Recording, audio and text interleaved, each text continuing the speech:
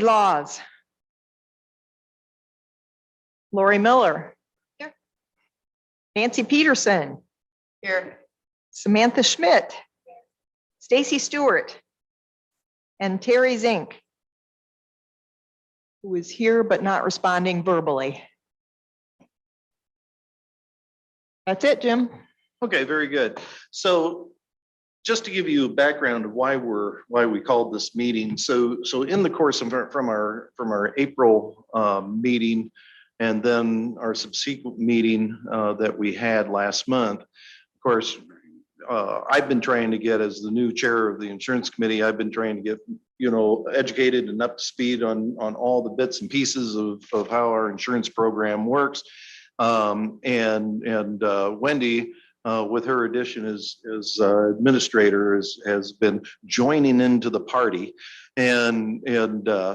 So as we've gone through that process, of course, we had the meeting with Cindy last month, and there was the concern in regards to the piece of within our plan that had a conflict. And it had a conflict under the IRS rules, and it was because of the way things had been structured over the course of time.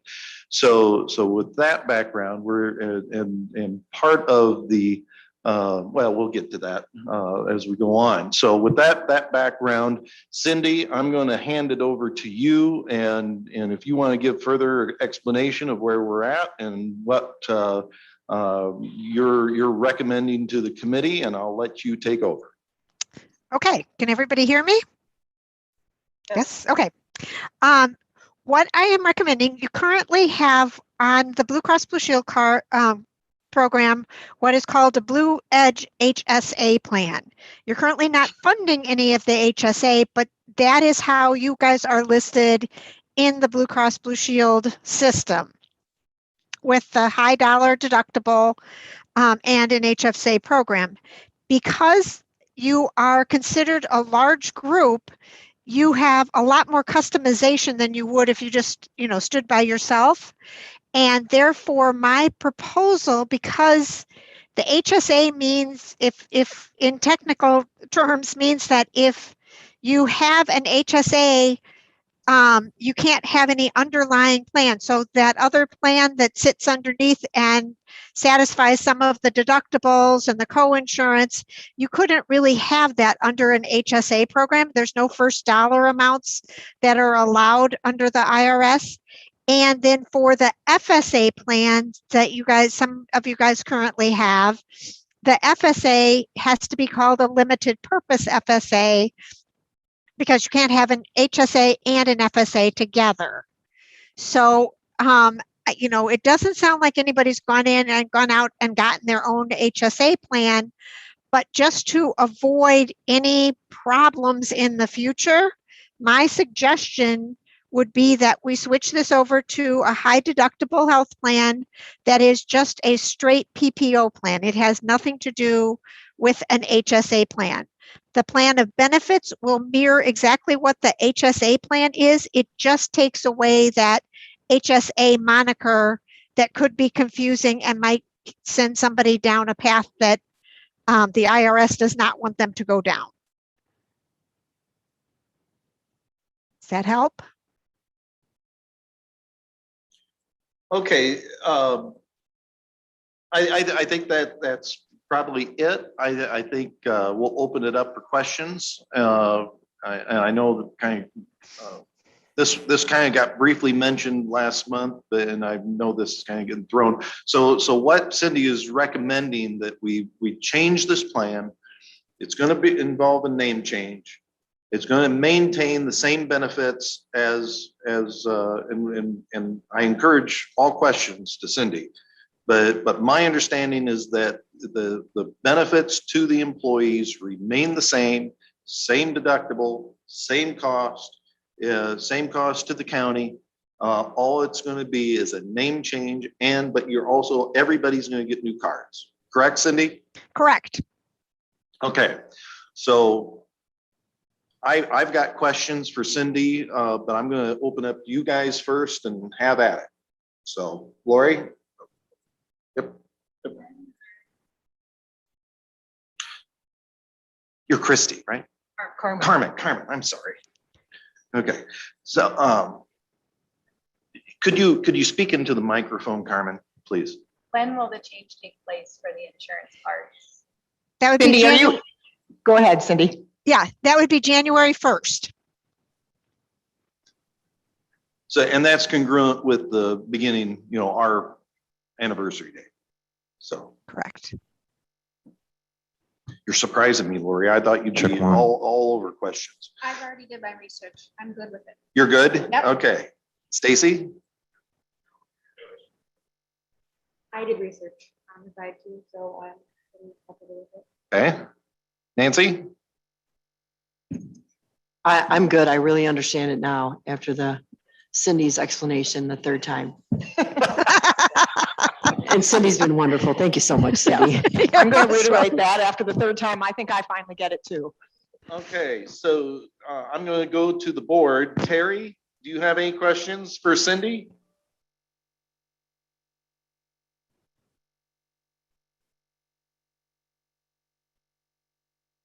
Terry going once, Terry going twice. Need you to unmute, Terry, if you can.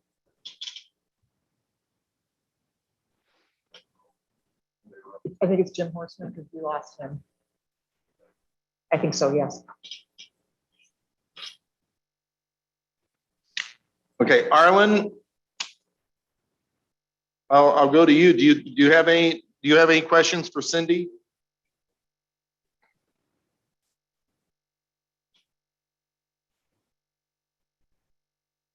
Man, I am batting 1,000 for the folks on the board. Okay, Terry? Oh, is that the problem? Oh, okay. All right, if you've got a question, Terry, if you don't have audio, if you could text Sam or somebody if you have any questions. I'm going to ask my questions. Okay, so what about employees that currently have an HSA, Cindy? Then they have it outside of our plan. They may have funded one or had one from a prior employer or whatever. How would they have any effect to this? Would they still be able to fund that prior HSA? How does that work? If they had it with a prior employer, that kind of closes down when you have this. And then if they went ahead and did fund it, I wasn't hearing that we thought that there were people out there that did it, but if they did, they do need to stop doing that because that is where you're going to get into an IRS situation because the IRS does not want you to have this underlying plan and then the $6,000 deductible. The funds remain with them. They're not going to take those away, but that's where that needs to be to stop being funded.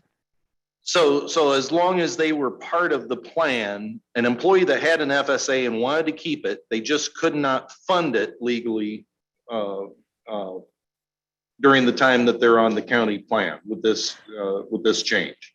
Okay, an FSA or an HSA? HSA. Okay. Yes, They could not fund it when they're with this plan because this now would not be an HSA plan. Now, do they get in, would anybody getting into trouble if they use, let's say an employee has an HSA currently with a balance of $5,000. They have a medical issue. Can they use those dollars? Are those dollars still available for them to use and not get into trouble? Or does that basically have to be frozen until they're outside of this plan? I'm thinking. Let me go just double check that. I believe they still can use it, but let me just double check that with some of the legislation because my thought process is you can use it when you have you can continue to use it when you have Medicare. So why would another plan be any different? But let me confirm that before I tell you something that isn't correct. Yeah. I'm 99% sure that yes, they can use it. They just can't continue to fund it, but let me double check. Okay. So while Cindy's checking on that, I can fill in. Terry did have a question and her question was, Does that mean any change to the Envision piece? And it does not, Terry. Envision still remains just as it was. They will be administrating the deductible gap between the $6,000 deductible that Blue Cross Blue Shield shows and then what we as employees would pay. And they also are currently administering the FSA program. So they would stay right in place where they're at.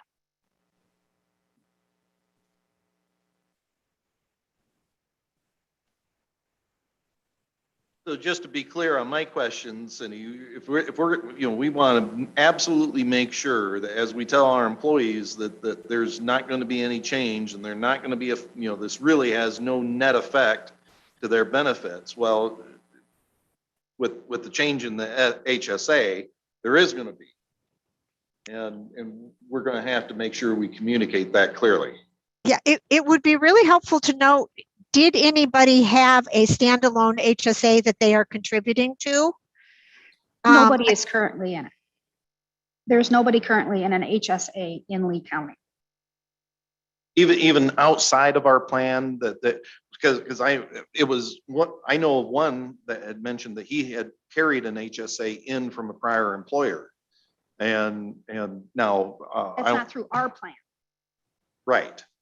No, it's outside. It was an HSA that he carried from a prior employer. Any difference for our plan? I mean, what they do on their outside and their spouse's plan or whatever, that's between them and that company, not our company. Yeah, but I think I heard Cindy say that even if you carried and that's why I phrased the question when I did, you have an HSA that's coming from a prior plan. So you have dollars sitting in an HSA right now and you brought it in from a prior employer.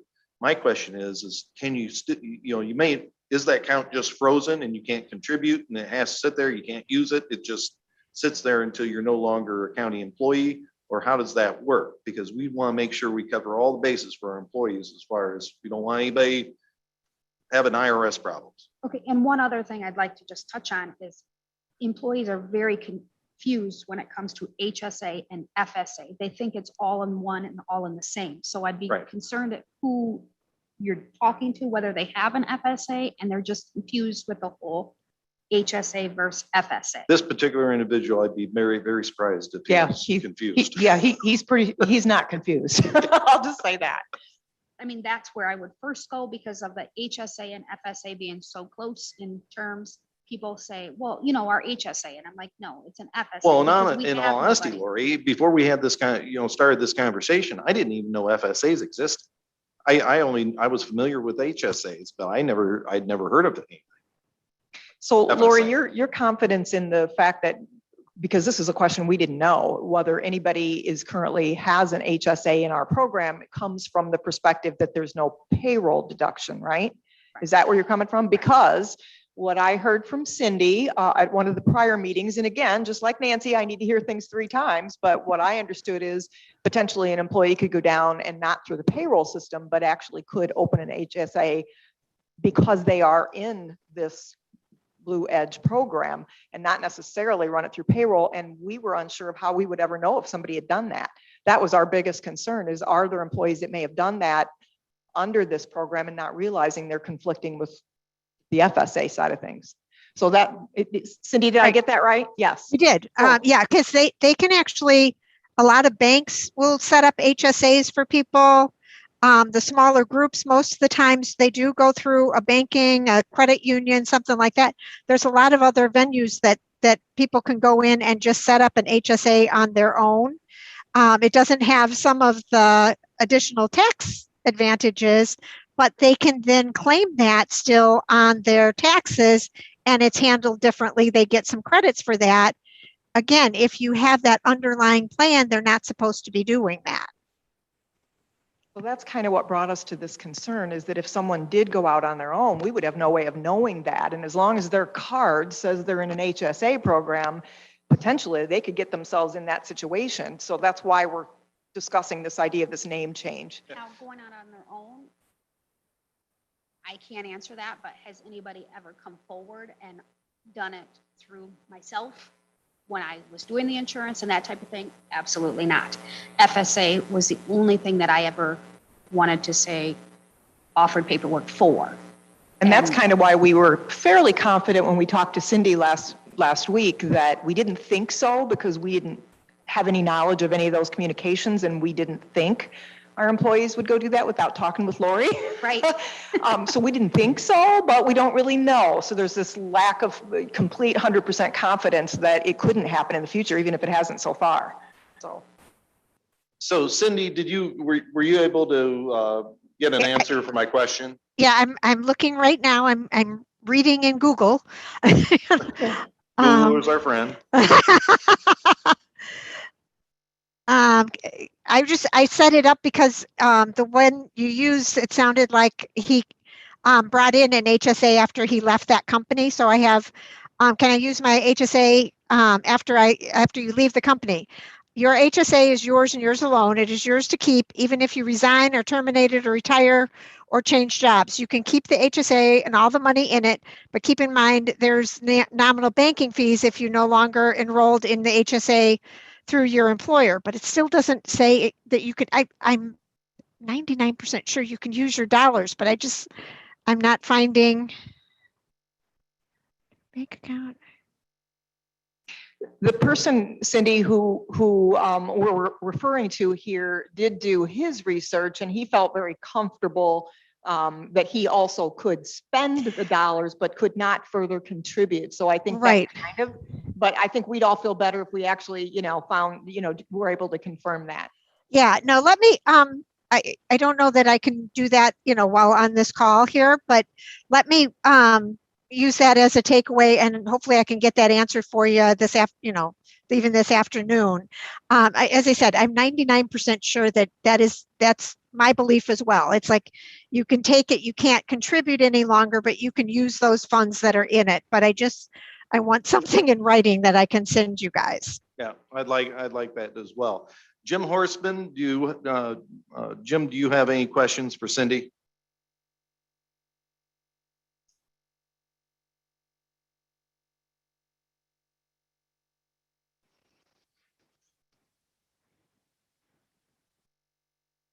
Do we have Jim? Okay, Jim?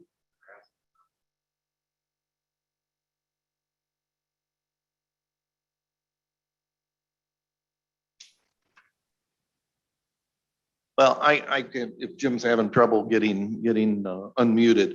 One of the things because Jim and I, we had a conversation before the meeting, Cindy, and we just want to absolutely make sure that as we change this, even though, we say that we're we just want to be on record that none of the plan change, there's no change in deductible, there's no change in coverage, all of that remains the same. Correct. That is correct. And as I said, when, if you decide to do this, what I will do is I can take, it's in Blue Cross Ease, it's called an ABS. And if I thought account benefit summary, I forgot what it stands for, but I can take the one that is current, that you guys currently have with Blue Cross Blue Shield that shows the deductible, co-insurance. It shows all the information. That's actually what the claim people use to set up the system. And then I'll get the PPO plan and I can even go out there and we can just go through line by line to make sure that you're comfortable with it. Nothing else is changing here. Here's what the plan is. And again, then they will use that PPO document to update the system. So part of the reason why we're having the meeting today, of course, board meeting is tonight. Cindy, can you explain kind of why we're having this? There's kind of the urgency here and in regards to deadlines on dates and timelines and that, please. Sure.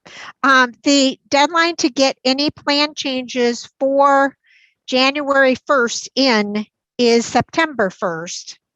So that's why kind of the urgency that, we need to get this in, because what needs to happen is it needs to go through the enrollment vendor so that the enrollment vendor knows it's no longer an HSA plan, it's now a PPO plan, and gets the plan changes in. And as you might be aware, January 1st for any insurance company is the busiest time frame.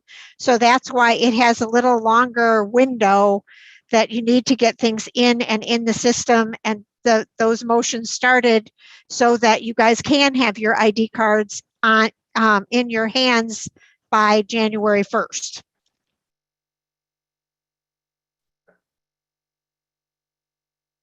Everybody okay? All right, one last, Arlen just called me and he's having trouble with the audio side, his audio side, and I asked him if he had any questions. He does not. We've answered Terry. Terry, do you have any other questions? Yeah. So she's gonna be, yeah. And then Jim Horstman. Terry's fine? Okay, what about Jim? Jim, do you have anything for us?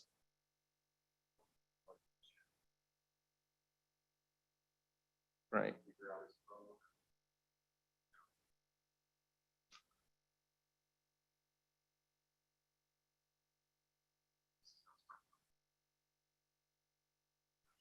Okay. We have the resolution that'll be presented to the county board meeting. I have it, Jim, but did I send that out with any of this? Did you guys see the resolution? Sorry, I've got a copy of it. That does a lot of good for all of you, doesn't it? Will you just trust me that I have a copy of a Can resolution? we make a quick copy of that, because they should know what they're voting on, because we're in with, so what we need to do today is there needs to be a according to contract, there needs to be an approval or a recommendation from this committee to for this to be considered at the full board tonight. So is everybody okay with that? Lori, do you want to make that motion that we make that recommendation? Absolutely. Okay, Lori first makes the motion, Sam seconds. Is there any more further discussion? One last ask. The only thing I Further will add is that discussion. I will email everybody the resolution. It did go into the board packet, but I just didn't think to send it all to all of you. So I'll send it to everybody. You can look at it. Okay, anybody on the board have anything further before I call for the vote? Hearing none, all those in favor of the committee, why don't we do roll call? All right. I'd feel comfortable with that. All right. It's going to be tough to do if we can't get Jim Horstman's vote. Oh. He's first on my list, Jim. And same thing with Arlen, having trouble communicating here. Penny Skabinski is not here. Dave Anderson's not here. Brandy Barkowski, again, I don't know if Brandy's there with Terry. And she is. So Brandy and Terry, we're looking for your approval of this. Here, I've got Arlen on the phone. Okay, You're in it. Arlen's a yes. all right. Thank you. Thank you, Terry and Brandy. Carmen. All right. Let's see, Lori Miller, Yes. Nancy, Yes. Samantha, Stacy, and Jim. Yes. All right. I don't think so. We'll have the recommendation to the board meeting tonight, Cindy, and tomorrow you should get that clearance to move forward. Okay, and I did just find something. Let me figure out where I am in Google here, but it did say if you are no longer enrolled in a high deductible health plan, you're not eligible to make contributions to your HSA, but you still may make withdrawals for the qualified medical expenses. So I will get that over to you guys so you have something in writing with that. Thank you so much. Appreciate you Mhm. finding that. All right. I guess that concludes the business. Do we want to set a time for the next meeting? We were supposed to meet in July and then we didn't. Do we want to meet in October? Is that shoot for that? Okay. All right. Let's we'll get board day works for you guys. So that works for me. If I'm going to kill a day, I kill a day. So anyway, so we'll go, what is board 21st of October? Okay. All right. Anybody else have anything for good of the cause? If not, we'll stand adjourned. Thank you all.